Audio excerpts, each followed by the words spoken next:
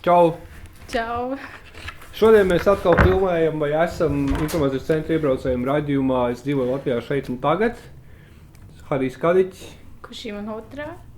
Un šodien mēs mēģināsim saprast, kurš no mums ir gudrāks. Kurš ir sagatavojis jautājumus man par Latviju? Savukārt es esmu sagatavojis viņai jautājumus par Indiju. Mūsu ideja ir tāda, ka it kā par katru pareizu jautājumu ir viens punkts. Un tad pasīsimies beigās, kas nu būs. Es domāju, ka sākam ar to, ka meitenēm priekšroka.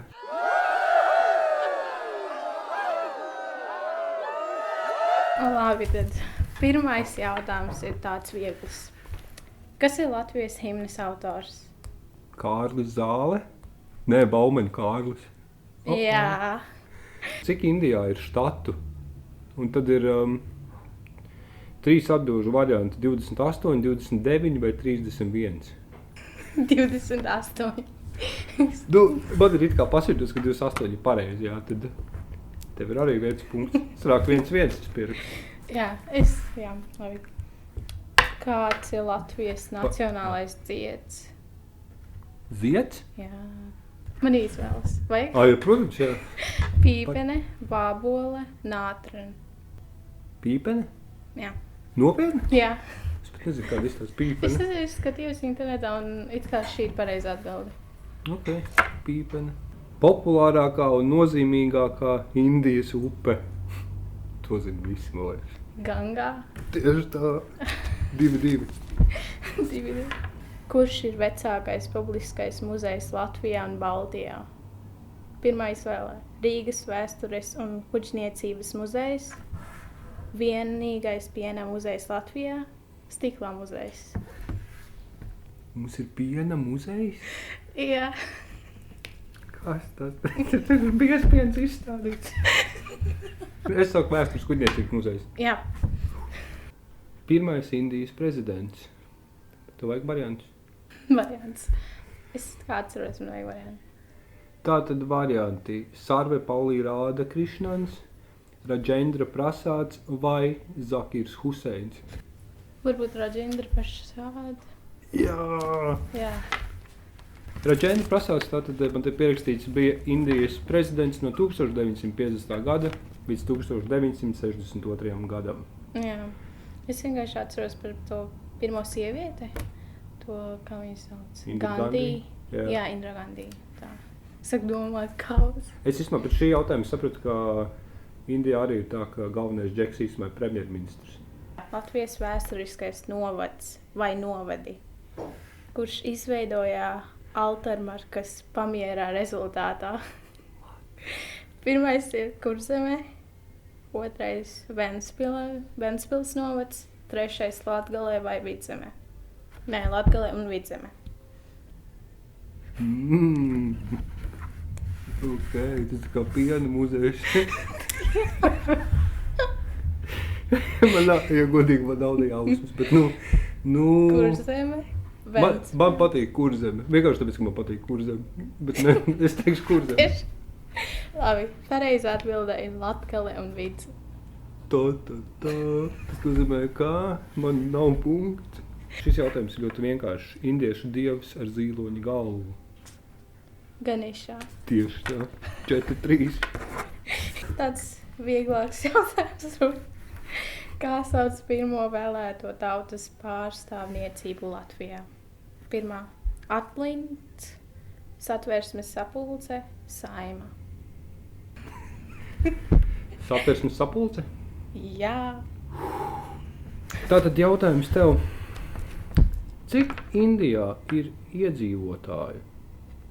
Tātad pirmais atbilžu variants 500 miljoni, otrais 1,6 miljārdi vai 1,3 miljārdi. Man liekas, ka otrais 1,6. 1,6? Jā, es tā domāju, ka tas nav. Diemžēl, man Nav. jāsaka, ka nav 1,3. Kamēr tika restartēta kamera, kurš teica, ka viņi daudz jautājumus paņēma no 9. klases eksāmena. Es esmu apmēram tik gudrs kā 9. klases, un es ar to lepojoši. Kurš Vecrīgas ielas nosaukums ir liecība par kādreizēju amatnieku? Pirmais – Kalēju iela, otrais – Alka iela, vai Anglikānu iela? Kalēju iela? Jā. Jā, tas tāds loģiski. Jā. Pasaulē pazīstamākais indiešu mūziķis. Man tā šķiet, ka visi viņu zina. Izvēles. Alaudīns Kāns, Ali Amdžats Kāns vai Ravi Shankars? Ravi Shankars? Jā. Es zināju, ka Ravi, bet es nezināju uz vārdā īsti. Viņš spēlēja sitāru, viņš jau Beatliem mācīja. Džordžam Harrisonam. Kurš bija pirmais Latvijas tautas frontes vadītājs? Kas? Pirmā izvēle Māra Zalīte, otrā Dainis Ivāns, trešā Imants Ziedonis. Tautas frontes. Vadītājs. Es domāju, ka tas ir Dainis Ivāns. Ja? Jā. Jā. Nu, es apmēram nojautu. Jā, tā ir vislabāk. Bāc, tev ir tādi jautājumi? Kas tas ir? Bija tā, ka es vienkārši... Es zināju, ka es 9. klasē mācījos vēstures eksāmenu, un es zināju tos jautājumus vienkārši tā. Tāpēc domāju, kāpēc nejautā? Nē, visi jau forši. Vispār labi vien, ka mums tā valsts laikam ir maziņa, un tad ir drusku vieglāk atbildēt uz tiem jautājumiem, jo mums būtu arī kaut kā 26 štati, jo katram kaut kāda sava vēsture. Tātad mūzikas instruments, ko parasti spēlē sieviete. Un tas mūzikas instruments parasti rada skaņdarbiem tādu fona skaņu. Tas ir tieši tādā indiešu klasiskajā mūzikā. Un tādi ir man atbilžu varianti, vai tu jau zini? Pirmais ir sitāra, otrais ir sārots vai tampura. Tas gan jau otrais. Tas... Tiešām? Jā, patiešām. Tiešām. Jā, patiešām. Diemžēl man jāsaka, ka tā tomēr ir pareizi atbild ir trešais variants tampura. Tas ir tas tur 4 stīgas. Man liekas, arī gribētu sēst veiteri fonā un pārējie tā kā pa priekšu. Jā. Jā. Tātad, kad Latvijā sākās uzvārdu došana. Pirmā variants 1202. gadā, otrais variants 1612. gadā, trešais variants 1822. gadā. Es domāju, kā pēdējais, tas 822. Jā. Kurā gadā Indija ieguva neatkarību? Tu zini noteikti. Vai tev vajag varianti? Varianti. 1945. 1958. 1858. vai 1947. 47. Tieši tā. Vai Latvijas teritorijā līdz 13. gadsimtam bija izveidojusies rakstība? Jā vai nē? Nē. Jā. Nākamais jautājums. Senākā indiešu svētā valoda? Sanskrit. Tieši tā. Un es pat nenosaucu variantus. Kuras Latvijas pilsētas nosaukums bija Goldingena? Kūlīga. Jā. Es zināju. Es zināšu to. Kā cēlies vārds Indija? Tev vajag variants vai ne? Jā. No kalna nosaukuma? No dārzeņa nosaukuma? Vai no upes nosaukuma? No upes. Indus. Jā.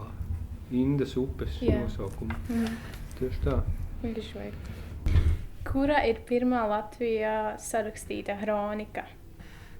Livonijas, Sēlijas, Kokneses, jā. Tas ir ātri jautājums. Īstenībā Kokneses es nemaz nezinu. Sēlijas un Livonijas. Livonijas kronika? Pareizi atbilde. Pareizi? Jā. Jā, tā varētu būt, es tā domāju, ka tā Livonija bija tāda populāra lieta tajā laikā. Īstenībā nav tik tā. Ja zini apmēram vēsturi, tad tu jau vari nodomāt. Jā. Koknes. Ar cik valstīm robežojas Indija?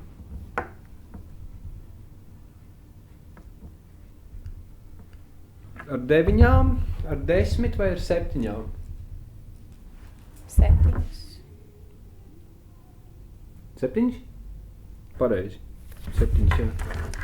Savu domā. Jā, labi. Pie kuras upes atrodas visvairāk alu? Pirmā izvēle pie Slocenes, otrā Gaujas, pie Abavas. Nu, neuzspēc varētu teikt, ka pie Gaujas? Nē, vai ne? Nekā pareizā atbild. Tā ir pareiza? Jā. Jā? Pie Gaujas, okei. Baigi labi. Baigi. Tad tas sarežģītākais jautājums iepriekšējais bija ar cik valstīm robežojas Indija, un tagad ir tāds vienkārši, vai tu vari nosaukt šīs valstis? Nepāla, Butāna. 2 no 7 ir pareizi. Tālāk domā. Pakistāna. Afganistāna. Jā, pareizi. Ir jau 4. Kas tā? Bangladeša ir. Pareizi. Un vēl 2. Sigur. Ok. Myanmar? Jā. Tā ir, vai ne? Tā man interesi teica. Es nezinu, man liekas, ka Myanmar ir daudz tālāk. Šeit Indijā un tur kaut kur. Tā kā dienvidā austrumos? Jā, viņš, ne īsti. Ne. Es tā domāju, bet ne, varbūt ka ir tā. Es nezinu. Es tev nosaukšu vēl vienas valsts burtu. Tur vēl viena valsts ir. Es tev dodu pēdējo minūti pārdomām. Tavs brālis visu laiku runāja par viņu podkāstā par šo valsts. Ķīna? Jā. Kas ar mani notiek? Ķīna. Vai pūces sākta ir sieviešu vai vīriešu rotas lieta? Pūces sakta. Bāc, kas varētu teikt saktas, kas nēsāja sagatnē, varētu būt kā abi 2, bet es Varbūt, ka ir arī abi 2. Vīrieši, sievieši, abi 2. Nu, es teikšu, ka sieviešu, bet es nezinu. Es tiešām nezinu. Sieviešu? Gala rezultāts vai kā? Jā. Nē, vīrieši. Beidzot. Kā sauc tagadējo Indijas premjerministru? Narendra Modi. Tieši tā. Narendra Modi. Nosauc pirmo Latvijas prezidentu. Man nav izvēles. Es neuzrakstīju izvēles. Man labi visur izdomāt. Jānis Čakste. Jā. Es zināju to. Es speciāli atsvaidzināju savu atmiņu, pēc nācu šo Viktorīnu. Man ir tev ļoti interesants pēdējais jautājums. Senindiešu epos, kurā aktīvi darbojas dievs, kas izskatās pēc mērkaķīša. Hanuman? Jā, viņu sauc Hanumans, bet te ir jāuzvina epos. Un es tev varu nosaukt atbilžu variants, vai arī tu uzreiz... Atbilžu variants, lūdzu. Tātad, Bhagavad Gīta, Mahabharata vai Rāmajāna? Ramānija. Kā viņi pareizi izrunāja? Rāmajāna. Nē? Hindiski visavādāk. Jā. Ramājan. Jā. Tāpēc es domāju tik tā, Ramājan. Kas tas? Es pierakstīšu pareizo izrunu, Ramājan. Nu jā, tagad jautājumi ir izrunāti un atbildēti, un mēs tagad apkoposim rezultātus. Jā. Mēs esam gudri. Galu galā mums sanāca nešķirts rezultāts. Urā! 2 atbildes es nezināju, 2 atbildes nezināju Kušī. Un varbūt mēs pēc kāda gada varētu uztaisīt revanšu maču. Otrā kārta. Jā.